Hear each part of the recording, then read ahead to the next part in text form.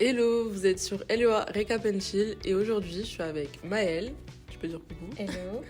Amel, coucou, et moi, Aya. On va vous résumer le deuxième CM de Culture et Société en anglais. Puis pour la deuxième partie du podcast, on fera des liens avec les cours de TD. On va commencer du coup par le deuxième CM donc, de Culture et Société anglaise, qui a pour principal objectif d'expliquer la chute de l'Empire britannique, qui s'est caractérisé principalement par l'indépendance de l'Inde et le début de la décolonisation. L'indépendance de l'Inde en 1947.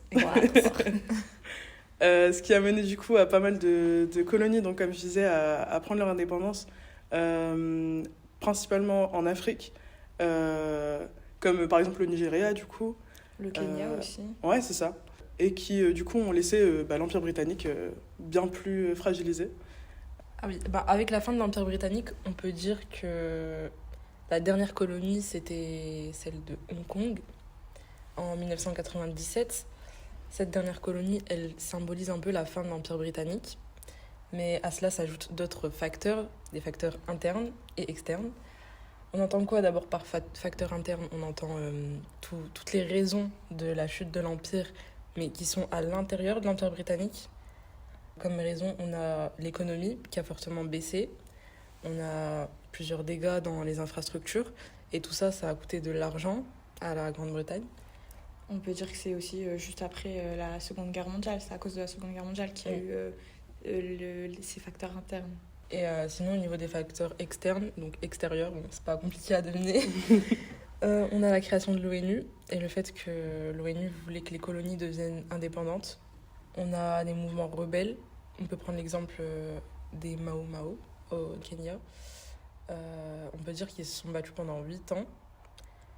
Et ils ont finalement obtenu leur indépendance ou pas? Oui. C'est pour ça que J'ai pas la date. Vraiment. Je crois que c'est en 60, puisqu'il y a eu beaucoup de répression des Mao Mao de 52 à 60. Donc il me semble qu'ils ont eu leur indépendance en 60. À vérifier. Ouais. Mais je pense que c'est le cas. Ok. Bon, c'est tout pour les facteurs externes, je pense. Et Amel, un petit truc à préciser Ouais, du coup, dans les colonies, il y en a énormément qui ont pris leur indépendance, donc comme tu l'as dit, je me suis perdue.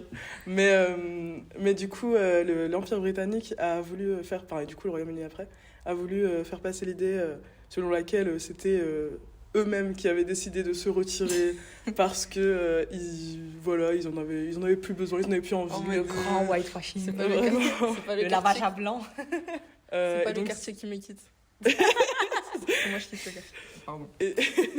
Et donc, du coup, en anglais, c'était The Illusion of a Controlled Withdrawal, donc d'un retrait contrôlé, donc choisi par le Royaume-Uni.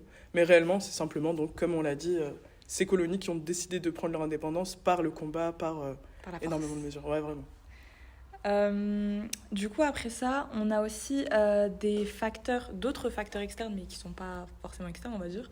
On a le fait qu'il y a eu de plus en plus de grandes puissances mondiales qui ont vu le jour et qui ont un peu éclipsé les puissances européennes que sont la France, les États-Unis, l'Allemagne, la France, la Grande-Bretagne, l'Allemagne. Et du coup, dans ces grandes puissances mondiales, on en a deux qui en sont sortis de la guerre froide. C'est les États-Unis et l'URSS. Et aujourd'hui, encore de nos jours, on a d'autres puissances encore plus grandes que l'Europe, la Chine, l'Inde et encore les États-Unis. On peut dire que de cette puissance des États-Unis s'est créé un rapport de force avec la Grande-Bretagne sous le magnifique nom par Winston Churchill de Special Relationship. Waouh.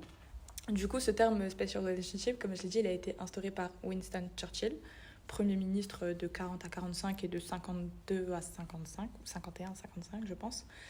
A aussi à citer que Winston Churchill était à moitié américain, ce qui peut avoir une incidence sur cette relation qu'il a avec les États-Unis. C'est clair. Mais en fait, Special Relationship, c'est l'idée que les États-Unis et la Grande-Bretagne, ils seront un peu toujours d'accord sur les thèmes évoqués dans des grandes affaires mondiales. Et surtout que les États-Unis, ils auront un plus grand choix, un plus grand impact et que la Grande-Bretagne, elle va tout simplement suivre en fait les choix des États-Unis. C'était un peu le cas jusqu'à ce que Boris Johnson se réveille et qu'ils se disent ça induit un peu, ça montre que notre pays il a perdu de la grandeur. Boris Johnson d'ailleurs, Premier ministre. Je parlais de lui mais Boris Johnson, Premier ministre anglais. Je ne sais plus en quelle année exactement. Si on peut regarder. Attends, je vais te dire ça tout de suite. Hop là. C'est récent, c'est très récent. Ouais, 2016, non? Jusqu'en 2016 non. 2019, non. Alors, il avait attrapé le Covid, je crois, donc... élection 2019 jusqu'à 2022. Voilà, j'avais dit qu'il avait attrapé le Covid. Du coup, Boris Johnson, il s'est rendu compte que c'était un peu...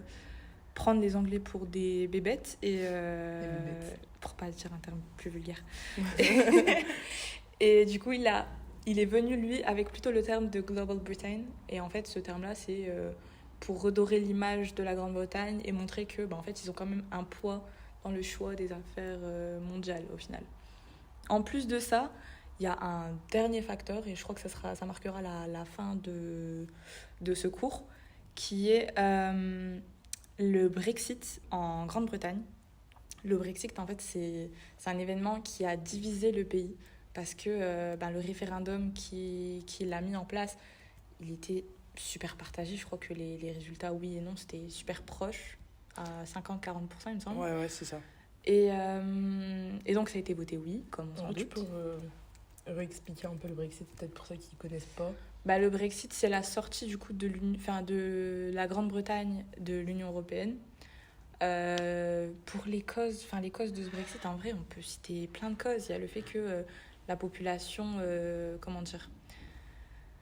petit cours d'intégration européenne, on peut dire que la population des villes les plus désindustrialisées s'est appauvrie. Et c'est là où ils ont voté le plus pour la sortie du Brexit. Du Royaume-Uni. Waouh. La sortie du Royaume-Uni de l'Union européenne. Je vais envoyer un petit peu. Et donc des villes comme Leeds, Manchester, tout ça. Et en fait, ils remettent la cause sur l'Europe, du fait qu'ils ont été désindustrialisés, qu'ils sont devenus de plus en plus pauvres. Et du coup, ils s'imaginent que le sortir de l'Union européenne, ça leur permettrait de regagner en puissance ou de redevenir de belles villes, etc. Puis ils comptent sur le Commonwealth, du coup. Ouais, ils comptent sur le Commonwealth. Maintenant, on voit maintenant que ça de 7 à 56 nations grâce à notre magnifique Queen Elizabeth. En fait, le Royaume-Uni, ils ont de plus en plus compté sur les pays membres du Commonwealth en se disant qu'ils n'avaient plus forcément besoin des pays européens. Et ils se sont détachés un peu des revendications européennes, de la manière de vivre européenne. Non, en vrai, du coup, c'était l'Écosse qui voulait sortir. Qui voulait rester, justement. Qui voulait rester. Énormément de... L'Écosse et l'Irlande du Nord. L'Écosse et l'Irlande du Nord, ils ont énormément voté pour rester dans l'Union européenne. Et c'est ça aussi qui a provoqué ce qu'on appelle... Ouais, j'ai entendu. Qu'est-ce qui se passe? Je vais m'apprêter à parler en anglais, du coup, j'ai pris un accent anglais avant. Ça a provoqué ce qu'on appelle the breakup of Britain, Great Britain. Ça, en gros, c'est l'idée que de plus en plus de régions... en fait, pas de plus en plus... l'Irlande du Nord, le Pays de Galles et l'Écosse veulent de plus en plus leur indépendance parce qu'ils ne se sentent pas assez écoutés. Et du coup, le Premier ministre Tony Blair, il a mis en place Devolution of Power. Donc ça, c'est en fait la création de parlements en Écosse, au Pays de Galles et en Irlande du Nord. Et en fait, dans ces parlements, les régions pourraient prendre des mesures, on va dire, internes, c'est-à-dire... des infrastructures par rapport à l'éducation, etc. Et par contre, les mesures étrangères ou importantes, comme, je sais pas, si la Grande-Bretagne un jour elle veut partir en guerre, ils n'ont pas forcément leur mot à dire dans tout ça. Mais par rapport à ce désir d'indépendance aussi de la part des pays membres de la Grande-Bretagne, on se demande si un jour la Grande-Bretagne, ça va pas juste devenir l'Angleterre, qu'il n'y aura plus personne en fait avec elle. Ce sera juste, Non, je vais dire juste la Bretagne, mais déjà la Bretagne, nous. La petite Bretagne. Vraiment. Et du coup, je pense qu'on a tout vu par rapport à ce cours. On n'a pas parlé du soft power, non? Le soft power, on peut en parler maintenant avec la petite discussion, deuxième partie, sur un peu tout le cours, pas seulement TD. TD, CM, les anciens CM, Mhm. tout ça. Je sais pas s'il y en a une de vous qui veut commencer à lancer un petit sujet, on peut parler du soft power Ouais. du coup. On Ça peut se relier peut. ça avec.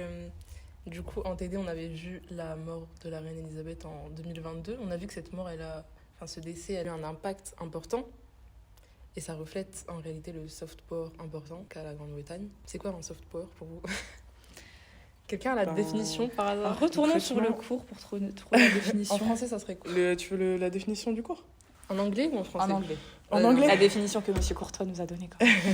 When one country gets other countries to want what it wants, might be called cooperative or soft power, in contrast with the hard or command power of ordering others to do what they want. Donc concrètement, c'est simplement maîtriser son image j'ai À en anglais, l'international. ouais, at a global scale. Avoir de l'influence.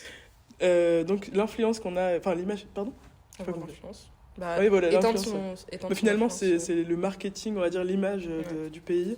Et donc, énormément de pays puissants en nom, que ce soit la France avec Le les- vin, le fromage. vraiment, c'est ça. La Les villes Grande-Bretagne, de l'amour, j'imagine, etc. La fashion. Ouais. Euh, Pour la Grande-Bretagne. pour la J'imagine Grande-Bretagne. La famille royale.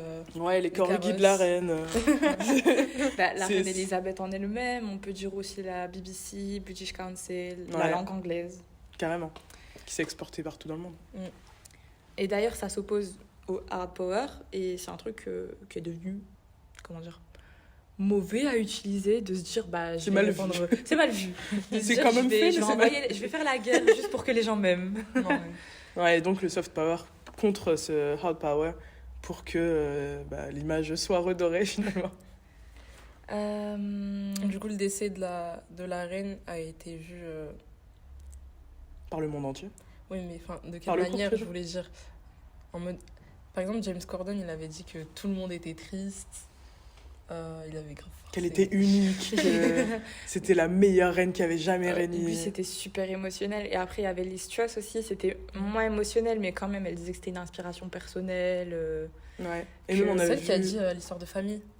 Elle a comparé à la Grande-Bretagne à une famille. Oui. Et du coup, on parlait de Les membres du infantilisme. Commonwealth, ouais, infantilisme, C'est dur, je c'est le fait. Ils réduisent en fait les colonies ou maintenant encore les pays membres du Commonwealth à des enfants et le parent dominant, ça serait la Grande-Bretagne en fait. C'est un peu bizarre, on va pas se Ouais. mentir, puisque on va pas se mentir que les relations entre la Grande-Bretagne et les colonies c'était vraiment familial, convivial. Mais c'est parce que je t'aime que je te torture. Quelle comprends pas, c'est relation par amour. toxique. Vraiment. À l'opposé de ces deux points de vue, on a le point de vue de Maya Jessonoff qui nuance le portrait de la reine, comment on dit? Elle montre une bonne image, la reine. Et elle dit aussi surtout qu'on doit faire le deuil de la personne, Oui. mais pas de ce qui s'est forcément passé durant son règne. Ouais, et des actions qu'elle a pu... Elle dit qu'il faut pas non plus romantiser le règne et montrer le côté obscur, entre guillemets, Côté L'intégralité obscur, de l'histoire, en fait. Côté obscur, on avec en a le colonialisme. plusieurs en plus. De Ouais, son règne, énormément. son règne, il a commencé en 1953 avec son couronnement. En plus, ils ont fait... C'était en 1953 son couronnement, oui. Oui, c'était en Je sais pas, dans ma tête, elle a toujours existé, tu vois. C'est Ah, aussi voilà, le soft voilà, power, voilà. tu vois. Mais du coup, son règne qui a commencé en 1953, c'était en plein milieu du commencement des révoltes dans les colonies, des mouvements indépendantistes. Et c'est à ce moment-là aussi que on a perdu une grande partie des archives qui ont été Oui. effacées. En 2011 Ah non, il y a Non, aussi pendant un les peu- années c'est 50, quand 60, justement. Elles ont Avec été Operation Lilith. retrouvées, on va dire certaines, celles qui n'ont pas été supprimées. Mais des années 50 à 60, il y a eu énormément de documents, surtout par rapport 2500. au mouvement... 2500. Qui ont été... qui ont été, qui ont été cachés, supprimés. Et ça, modifié. c'était l'Operation Legacy, c'est ça, non? Ouais, c'est le nom. C'est pour ça que du coup Maya, comme c'était ma pote, Jessonoff, elle remet un peu en question l'implication et le rôle de la reine pendant les années 50-60. Parce qu'il est dit que c'était pour un peu lui ne pas salir son image de la part des généraux, de supprimer ou cacher ces Est-ce documents. qu'il y aurait des documents compromettants à son égard? Bah, évidemment, sinon ils n'auraient pas été supprimés. Ah, Ah, ça on sait pas. En plus de ça, elle disait quoi aussi? Elle disait que la reine d'Angleterre, elle a beaucoup voyagé dans les pays du Commonwealth. C'était un peu, comment dire, spécial, ces voyages. On aurait dit un peu qu'elle découvrait, qu'elle venait là à la sueur de son effort, etc. Alors que, en fait, c'est des voyages politiques. Elle venait, comme le profitait en Rolls-Royce, avion. C'est pas... Ouais, pendant que les populations, elles vivaient dans la misère. Donc, C'est un peu ça, du coup. Du coup, Jasmine, elle nous pousse à avoir un jugement un peu plus critique. Certains pensent que le décès de la reine a mis fin à des années de désinformation et d'injustice. Moi, je trouve pas forcément parce qu'on peut pas encore dire que c'est la fin si l'Empire britannique n'a pas encore... c'est pas encore excusé, en fait, n'a pas encore agi de manière à dédommager... J'ai dit quoi? L'Empire britannique. L'Empire... L'Empire britannique, on sait ce que tu penses maintenant. Pour toi, ils ont pas changé, mais en vrai, c'est pas faux. Si la Grande-Bretagne, elle a pas encore agi de manière vraiment à s'excuser ou à dédommager les atrocités qui se sont Dans le dernier passées... examen... le texte qu'on a vu est intéressant. Comment il s'appelle? Le King Charles. Le Charles. King Charles, là. King Charles, il disait qu'il regrettait, blablabla. Mais bon, pas en fait, tant que c'est ça. Si, justement, il disait beaucoup qu'il regrettait, mais il n'y avait pas justement d'excuses, en fait. Et c'est ça qui est dommage, c'est qu'il y a il y a une forte vision. On dirait que la Grande-Bretagne, elle était spectatrice, alors que c'est elle qui a participé. Même si c'était dans le passé, ça reste, comment dire, il faut s'excuser. Surtout, il n'y a pas eu d'action concrète pour... Enfin, je veux dire, c'est bien de s'excuser, mais il y a un moment... C'est ça, et en fait, la date, elle est reportée. Elle a été reportée par la reine d'Angleterre, comme il était dit dans le texte de l'examen. Et on ne sait pas si King Charles III va vraiment agir maintenant.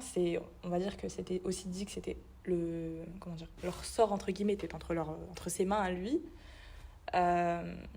Après aussi, il y avait justement dans le texte aussi de l'examen, il était dit que la reine d'Angleterre, elle avait fait en sorte, avant sa mort, de mettre son fils à la tête du Commonwealth, même si c'était pas héréditaire comme poste, parce que justement, elle savait qu'il allait continuer à régner, entre guillemets. Enfin, là, c'est pas un roi pour le Commonwealth, mais à en tout cas présider, prendre des décisions de la même manière que elle le faisait, et aller dans la même direction. Donc, on peut se poser la question de est-ce que réellement la mort de la reine va changer quelque chose? Personnellement, je pense pas. Si on voit une vision un peu optimiste à ça, on peut dire que... si vraiment il faut être optimiste, on peut dire qu'elle a essayé on pourrait dire qu'elle a essayé de le mettre... qu'elle a négocié pour qu'il soit roi, pour que peut-être, en tant que roi du Commonwealth, un jour, il puisse s'excuser ou il puisse agir en dédommagement. Mais il est pour ou contre le Commonwealth, Charles? S'il est roi... Non, pas roi, mais... Comment on dit head? C'est pas roi du Commonwealth. Head. Si, parce que du coup, dans les pays du Commonwealth Realm, donc les royaumes du Commonwealth, ils considèrent le roi comme... roi Charles comme leur roi aussi à eux. Comme au Canada, par exemple. Et du coup, on peut soit se dire que l'image... soit c'est pour améliorer le soft power, pour avoir encore une meilleure image. Il n'est pas seulement roi d'Angleterre, mais roi des pays membres du Commonwealth. En tant que royaume. Création du Commonwealth en 1931. C'est quoi le Commonwealth? Petite définition, parce que c'est une notion on en parle depuis tout à l'heure. C'est vrai. Du coup, c'est une institution. Ouais, exactement. Qui, du coup, regroupe toutes les anciennes colonies du Royaume-Uni. Enfin, du coup, à l'époque, quand c'était l'Empire britannique, mais aussi après le Royaume-Uni. Et donc, le Royaume-Uni lui-même, dans l'objectif de s'aider, d'avoir la paix... la liberté, etc. Partage un peu les mêmes valeurs. Officiellement, du coup. Mais ça n'a pas arrêté le Royaume-Uni d'utiliser les colonies J'ai pas le mot qui me vient. Ça va aller, on a compris. Mais on peut dire aussi que c'est Queen Elizabeth qui a contribué à l'agrandissement du Commonwealth, l'agrandissement avec de plus en plus de pays membres. On a 56 États. Ouais, je crois que j'ai dit tout à l'heure, mais c'est passé de 7 avant son couronnement à 56 le jour de sa mort. Donc, elle peut être bien vue sur ce niveau-là. Enfin, c'est un argument qui est souvent utilisé. C'était utilisé dans le discours de Liz Truss pour dire que c'est le rocher sur lequel le Royaume-Uni a été fondé. Ouais, c'est reprends ces vraiment mots. amélioratif. Et puis après ça... On n'a pas parlé de whitewashing, notion hyper importante aussi. Ouais. C'est un concept où enfin, ça veut dire en gros on cache la vérité, et c'est un peu ce que fait l'Empire britannique, un peu beaucoup. Et on dit ça, on dit whitewashing parce qu'on parle des peuples blancs en soi, qui remanient l'histoire, donc en général colonisateurs, etc., qui ont retenu que ce qui les intéressait et ce qui les mettait à leur avantage. C'est un peu le même principe que le soft power en soi, ça se rejoint en tout cas comme idée. C'est se présenter comme le sauveur, le héros, là où pour les peuples qui ont dû subir ce qu'ils ont subi, les personnes concernées n'étaient pas des sauveurs, mais des tyrans, des colonisateurs, des personnes qui leur ont fait vivre des atrocités. Il y a aussi un des textes qu'on a vu, c'était sur l'ensemble des 4 textes sur les mouvements indépendantistes. Il y en a un, je crois que c'est celui qui parlait du Nigeria, c'était des enfants dans une école. Et en fait, à un moment, l'élève il pose une question à son professeur en demandant avant les colonies, il se passait quoi ? Parce que l'apprentissage, on va dire, qu'il y avait dans les écoles, dans les colonies, c'était du par cœur. On ne se posait pas des questions comme on se pose maintenant en LEA en 2025 bientôt. C'était vraiment, c'est qui a découvert le Nigeria ? C'est machin. Et c'était quand ? Telle date. Et puis basta. Et quand l'élève il demande c'était quoi avant le Nigeria ? Genre il y avait qui avant et comment ça se passait ? Le professeur il lui a juste dit on pose pas de questions comme ça. Ça n'existait pas. C'était rien. Et il y avait aussi cette citation qui disait c'est comme ça qu'il a appris les facts et half facts, truth and untruth. Je trouve que ça correspond bien au whitewashing et au narratif anglais en fait, qui dit que c'est pas forcément mentir, c'est remanier l'histoire en fait, c'est dire à la manière qui les avantagerait le plus. On parle pas de découverte normalement, on est censé parler d'invasion, mais ça fait plus politiquement correct de dire d'un point de vue eurocentrique, ouais, c'est plus politique. Et c'est pareil pour la dernière vidéo qu'on a vue en TD avec le directeur du musée. Il parle pas de colonie parce que c'est trop péjoratif, mais il parle d'alliés. Ou bien, comme la personne qui interviewait le directeur le disait, je me suis embrouillée dans ce que je disais. Attends, je l'ai dit déjà. Je me suis vraiment perdue là. Comme la personne qui voulait le dire. Tu parles du directeur, tu parles de... Ouais, le directeur. Whitewashing, etc. Whitewashing. Wow. C'est pas grave. Ouais, c'est pas grave, sinon ça te reviendra peut-être.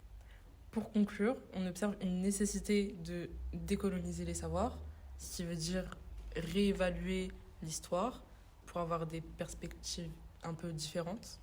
Et plus justes. Ouais, plus justes. Comme l'auteur Yagazi le disait, l'autrice, je crois. Ah ouais. L'histoire, elle est imparfaite et on a besoin de tous les points de vue, en fait, pour pouvoir la reconstruire. Pour pas reproduire les erreurs du passé.